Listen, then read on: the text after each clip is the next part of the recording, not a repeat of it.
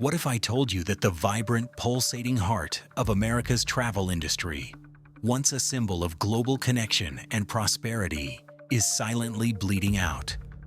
What if the gateways that welcome millions, the very arteries of our economy, are now nothing more than abandoned monuments to a forgotten era? For years, we took it for granted. The bustling terminals, the endless queues, the very hum of commerce. But beneath the surface, a catastrophe has been brewing.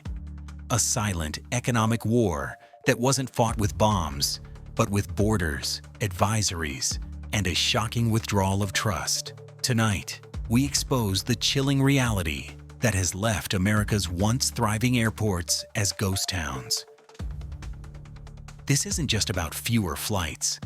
This is about entire cities struggling to breathe, vital industries collapsing, and a geopolitical shockwave that has fundamentally reshaped our relationship with our closest neighbor. We're talking about 10 American airports that in just a matter of months have gone from global hubs to desolate husks. And what happened to trigger this unprecedented collapse? A full-scale boycott from a nation we once called our staunchest ally, Canada. You might think you know the headlines, trade disputes, political squabbles, but while the world was busy watching distant conflicts and domestic theatrics, the silent, devastating implosion of U.S. tourism quietly began. It started subtly, a ripple, then a wave, until it became a tsunami. Canada, our northern neighbor, has historically been the United States' largest source of international tourists.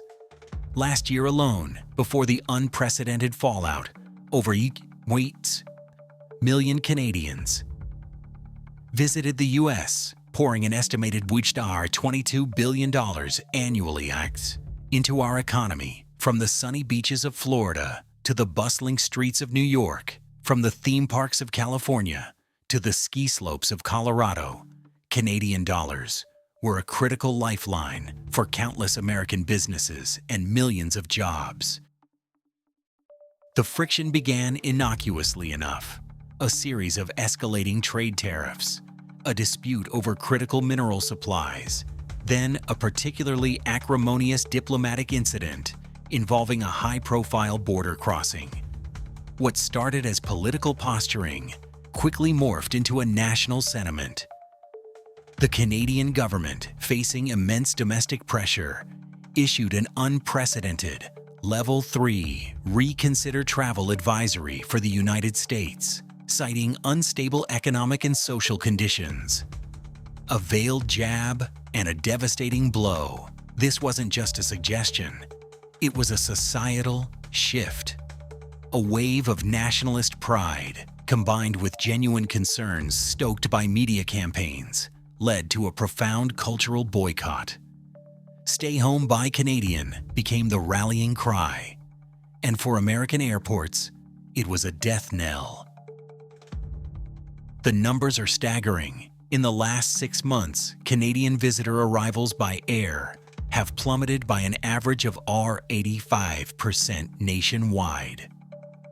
Small, independent travel agencies north of the border reported their U.S.-bound bookings vanishing overnight. Major Canadian airlines began drastically cutting routes. The impact on American airports has been swift, brutal, and largely unacknowledged by mainstream media. But we're here to expose the truth. This is not just a statistical anomaly. It's a national crisis playing out in the very halls we once welcomed the world. We begin our chilling journey at the front line of this collapse. The airports that once thrived on Canadian visitors, now standing as stark reminders of what happens when a vital economic artery is severed. First on our list, a gateway that once symbolized cross-border camaraderie. Buffalo Niagara International Airport, BUF. Buffalo Niagara. For decades, it was a preferred low-cost access point for millions of Canadians, especially those from southern Ontario, looking to bypass Toronto's higher prices or access direct U.S. flights. It was an unofficial annex of the Canadian travel market, with roughly 1–40% of its annual passengers hailing from across the border. But what happened next in Buffalo will leave you speechless. When the Canadian boycott hit, BUF was instantly kneecapped. Airlines like Air Canada Jazz, which previously ran shuttle flights to connecting U.S. hubs, slashed their schedules to near zero. Smaller regional carriers that depended on cross-border traffic pulled out entirely. Within weeks, the airport that once saw thousands of Canadian cars parked in its long-term lots, some for weeks at a time, reported parking revenue drops of over 80%. The duty-free shops, the car rental agencies, the airport hotels, all reeling. This wasn't just a decline, it was an amputation. But here's the twist. Many smaller businesses around the airport, from diners to gas stations, had invested heavily in Canadian-friendly services, even accepting Canadian dollars at par. Now, they face bankruptcy. Local news reported over 500 direct airport jobs lost. In the past 4 months alone, locals are fighting back, trying to pivot to domestic tourism, but authorities are overwhelmed. The quiet hum of jet engines has been replaced by the deafening silence of despair. What happens next to this border community, caught in the crossfire of a silent war? If you thought Buffalo was isolated, wait until you see the economic devastation spreading west to Gakche. Detroit Metropolitan Wayne County Airport, DTW. Detroit Metro, the jewel of Michigan's travel infrastructure, connects the industrial heartland to the world. And a significant portion of its international traffic, especially business travelers and tourists exploring the Great Lakes region, originated from nearby Windsor and the broader Ontario corridor.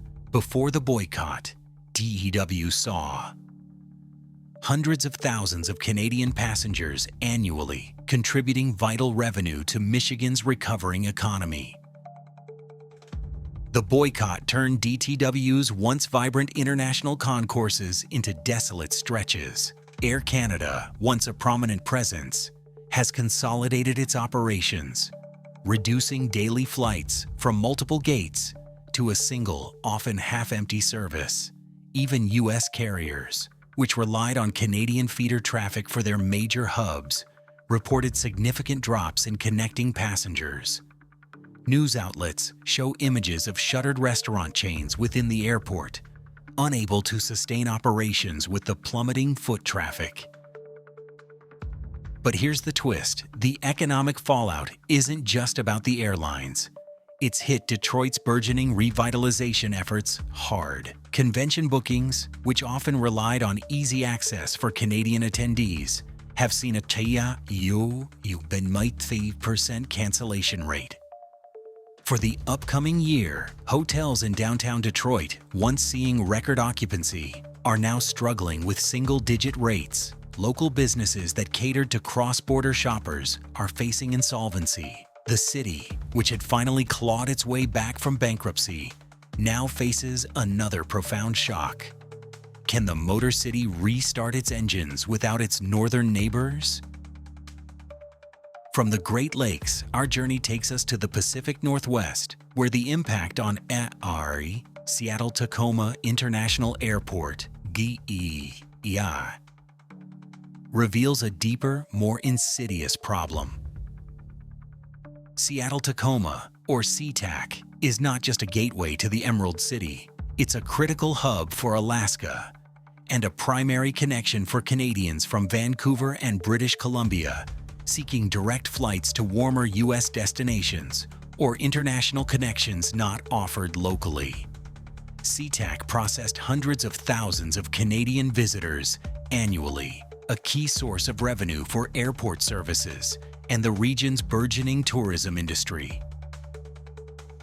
The Canadian boycott has caused a 75% drop in long-term parking revenue. At SEA-TAC, a chilling indicator of how many Canadians were driving across the border specifically to fly from this airport. But here's the twist. The decline in Canadian passenger traffic has ripple effects on cargo and logistics. Many Canadian companies use SEA-TAC as a transit point for goods coming into the U.S. Now, with less passenger traffic, cargo space on flights is reduced, disrupting supply chains for businesses that never even considered Canadian tourism relevant to them. Local reports suggest some airlines are even contemplating reducing their domestic flight schedules from Seattle, citing a decline in overall flow-through traffic. The technology sector, so dominant in Seattle, is starting to feel the pinch too, as business travel to and from Canada has sharply declined, impacting cross-border collaborations and investments. This isn't just about tourism. It's about the silent erosion of the entire regional economy. Is this the new normal for the Pacific Northwest? The economic contagion spreads eastward to the Midwest, crippling weak Minneapolis, St. Paul International Airport, MSP. MSP, a vital hub for the upper Midwest, has long served as a crucial connection point for Canadian travelers from Manitoba and Western Ontario, seeking direct routes to U.S. cities or international destinations.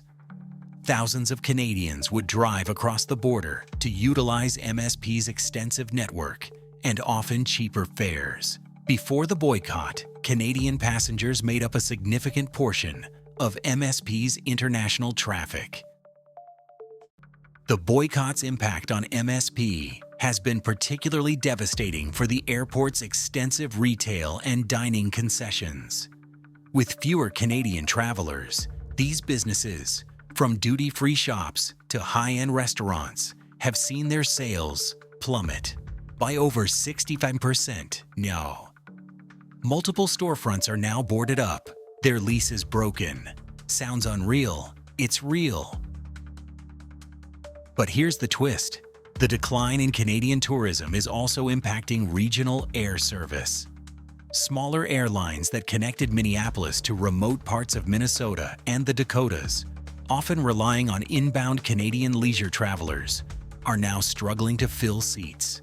Some routes have been outright canceled, leaving already isolated communities even more cut off. This isn't just an airport problem, it's a crisis for the entire Midwestern travel ecosystem, leaving residents fearing for their connectivity. How long until the entire region becomes a flyover zone? Our unsettling tour continues to the quiet yet deeply affected Burlington International Airport, BTV. In Vermont. Burlington International, nestled in Vermont, might seem like a regional airport. But for Canadians from Quebec, especially Montreal, it was a preferred short drive away to access a wider range of U.S. domestic flights and cheaper connections. It was a charming, efficient escape route for thousands of Quebecois tourists and business travelers. Before the boycott, BTV saw thousands of cross-border vehicles daily. The Canadian boycott hit BTV like a sledgehammer. Daily cross-border vehicle traffic at nearby ports of entry, directly impacting BTV's passenger volume, has plummeted by over 90%. This isn't just about air travel, it's about the entire regional economic ecosystem. Many car rental agencies at BTV, which once flourished by catering to Canadian drivers, have closed their doors. Local taxi services, hotels, and even ski resorts that relied on Quebecois visitors are now on life support. But here's the twist. The economic devastation in Vermont extends beyond tourism.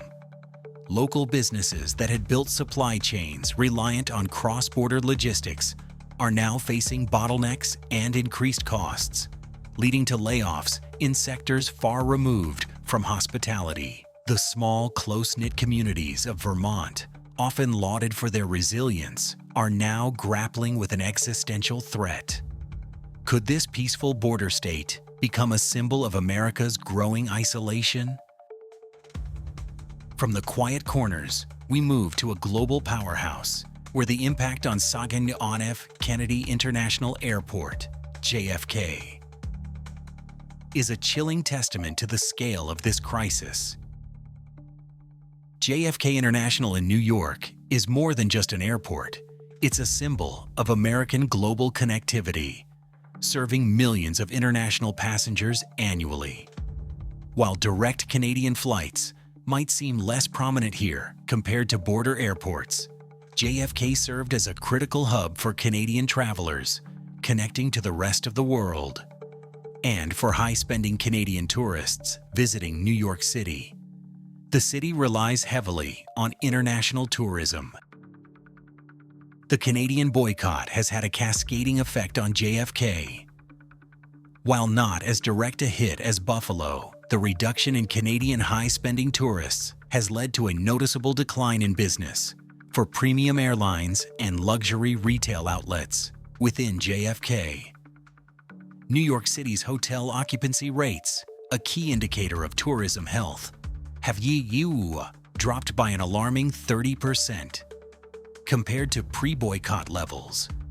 And Canadian visitors, though a smaller percentage of the overall, contributed disproportionately to the luxury market. But here's the twist. The economic impact is now extending to sectors you might not expect. Broadway shows, world-renowned museums, and high-end restaurants, all dependent on a robust international tourism stream, are reporting significant revenue losses. Taxi drivers, street vendors, even municipal tax revenues are feeling the squeeze. This isn't just about flights. It's about the lifeblood of one of the world's greatest cities, slowly draining away. Could New York's iconic vibrancy fade under the weight of this silent blockade? Our next stop takes us to the heartland, to a colossal aviation hub, now eerily quiet. O'Hare International Airport, ARRD, in Chicago.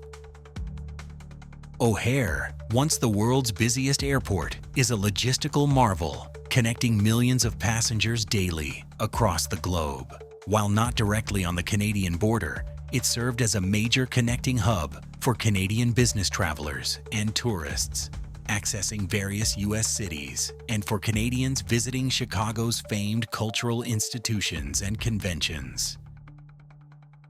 The boycott's ripple effect on ORD has been profound, particularly impacting its crucial connecting passenger volume. Data shows an 18% drop in overall connecting passengers, a significant portion of which is attributed to the absence of Canadian feeder traffic. This seems like a small number, but for an airport operating at O'Hare's scale, it translates to millions of lost passengers and hundreds of millions in lost revenue. It sounds impossible, but it's real. But here's the twist. The decline at O'Hare is causing unprecedented staffing issues. Airlines and airport contractors, facing reduced flight schedules and lower demand for services, have initiated massive layoffs, including baggage handlers, ground crew, and air traffic controllers. Over 1,000 direct airport jobs have vanished in Chicago alone. This isn't just about tourist numbers. It's about the very infrastructure of American air travel being hollowed out. What happens when a vital hub like O'Hare starts to crumble? We now venture south to a sunny destination, proving that no corner of America is safe from this silent crisis. Miami International Airport, MIA. Miami International, a vibrant gateway to Latin America and the Caribbean, is also a prime destination for Canadian snowbirds escaping harsh winters and for families seeking sun-drenched holidays. Before the boycott, Florida was a second home for millions of Canadians, and MIA was a primary entry point for hundreds of thousands of them annually. The Canadian boycott has dealt a crushing blow to Florida's vital tourism industry. Statewide, tourism revenue from Canada has dropped by an astonishing 78%. For MIA, this means drastically fewer passengers for charter flights, a significant reduction in long-term parking, and struggling airport retail outlets that cater to the Canadian market. Entire sections of terminals that once processed seasonal Canadian flights now stand silent. But here's the twist. The impact is not just on tourism, but on real estate. Thousands of Canadian-owned vacation properties, once frequently visited, are now sitting empty. Some are even being put up for distressed sale, threatening to depress local property markets. The vibrant Canadian communities that once swelled Florida's population each winter are conspicuously absent, leaving a profound social as well as economic void. Can the Sunshine State recover when its snowbirds refuse to fly south? Our penultimate revelation takes us to the West Coast, to another global titan, feeling the unexpected tremor. Los Angeles International Airport, LAX. Los Angeles International, a behemoth of global travel, serves as the primary gateway to Southern California, a magnet for Hollywood, tech, and unparalleled leisure. While Canadian tourism might not be its single largest international segment, Canadian visitors contributed significantly to the region's massive tourism economy, particularly in areas like Disneyland and the vibrant cultural scene. The Canadian boycott has contributed to a noticeable 22% decline in LA regional hotel occupancy, a shockwave reverberating through the vast entertainment and hospitality industries. For LAX, this means a significant reduction in overall passenger volume, leading to fewer flights for key U.S. carriers. Even major international airlines are starting to reevaluate their Los Angeles routes. But here's the twist. The sheer scale of LAX means that even a proportionate drop in a significant market like Canada has amplified effects. Major airlines are now consolidating flights, leading to fewer options for domestic travelers and increasing prices for remaining seats. This is causing a domino effect, discouraging all travel, not just international. The very accessibility of one of America's most dynamic cities is now under threat. Is the City of Angels dimming its lights? Finally, we conclude our grim exposé at a vital strategic hub, where the silent impact holds terrifying implications for national security. Washington Dulles International Airport, IAD. Washington Dulles, serving the nation's capital, is more than a tourist gateway. It's a critical nexus for diplomatic, governmental, and business travel. While it might not see the sheer volume of Canadian leisure travelers as some other airports, it is crucial for high-level delegations, policymakers, and think tanks.